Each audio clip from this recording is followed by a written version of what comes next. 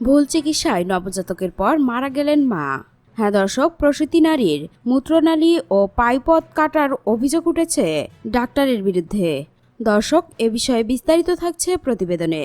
রাজধানীর গ্রিন রোডের সেন্ট্রাল হাসপাতালে ভুল চিকিৎসায় নবজাতকের মৃত্যুর পর লাইফ সাপোর্টে থাকা মা মাহবুবা রহমান আঁখি মারা গেছেন। জানা গেছে, গত শুক্রবার প্রসব বেদনা শুরু হয় আঁখির।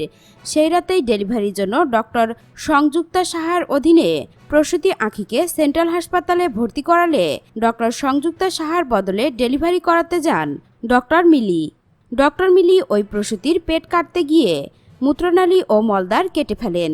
সঙ্গে সঙ্গে প্রচণ্ড রক্তক্ষরণ হয়ে রোগী জ্ঞান হারিয়ে ফেলেন। অজ্ঞান অবস্থায় সিজার করে বাচ্চা বের করার পর বাচ্চার হার্টবিট কমে গেলে তাকে আইসিইউতে নেওয়া হয়। কিছুক্ষণ পর হাসপাতাল কর্তৃপক্ষ নবজাতকের মৃত ঘোষণা করেন।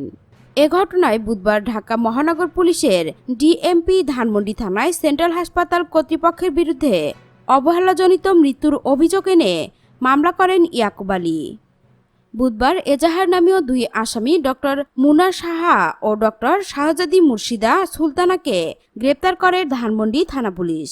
গ্রেপ্তারকৃত আসামিদের বৃহস্পতিবার আদালতে তুললে তাদের জামিন নামঞ্জুর করে কারাগারে পাঠানোর আদেশ দেন আদালত।